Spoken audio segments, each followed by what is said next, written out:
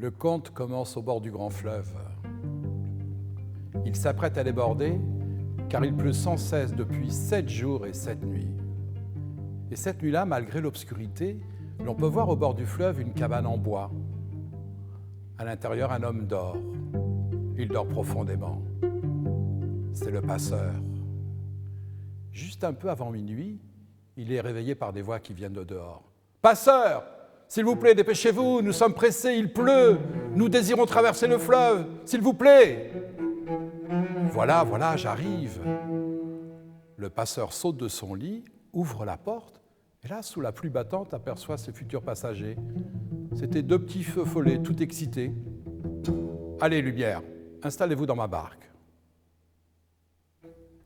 Les feux follets, à peine installés, se mettent à bouger, à danser, à faire des pirouettes, en parlant dans une langue étrangère. Ils allaient d'un bord de l'autre de la barque quand le passeur leur dit « Lumière, un peu de calme, à bouger comme ça, vous allez passer par-dessus bord. » Mais rien à faire, les feux follets étaient toujours aussi excités.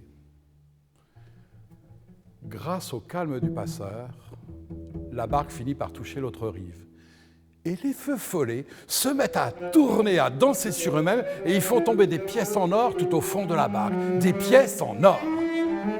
Le passeur regarde les pièces, regarde les feux follets, mais enfin, lumière, vous vous rendez compte de ce que vous venez de faire? Malheur de malheur. Oui, si une de ces seules pièces avait touché l'eau du fleuve, lui qui ne supporte pas l'or, il se serait mis en colère. Et il m'aurait englouti, moi et ma barque. Et quant à vous, lumière, je ne sais même pas ce qui vous serait arrivé. Alors, s'il vous plaît, reprenez votre or. Oh, on ne reprend jamais ce que l'on a semé.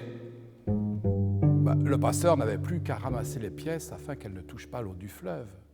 Et pendant qu'il les ramasse, il dit lumière, et mon péage. Oh, mais cher passeur, qui n'aime pas l'or n'a qu'à travailler gratuitement. Ah non, lumière, je suis désolé.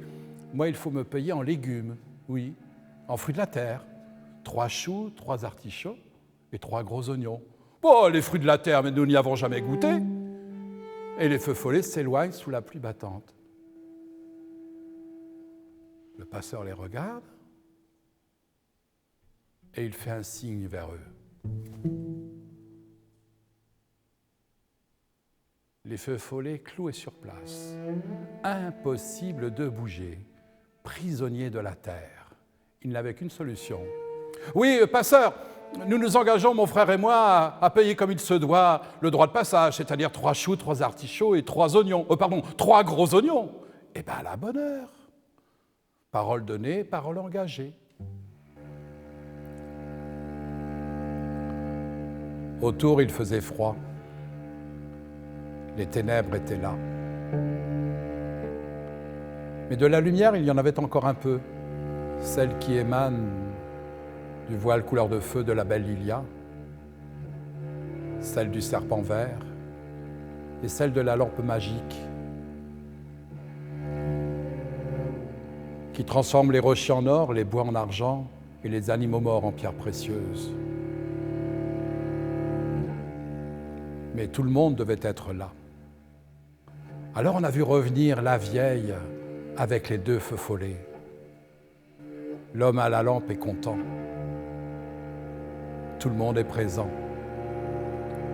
Le vieil homme à la lampe, il s'est levé, il a regardé la voûte céleste et il a dit « Nous nous trouvons à l'heure propice, que chacun accomplisse sa tâche et les peines individuelles se fondront dans le bonheur général. »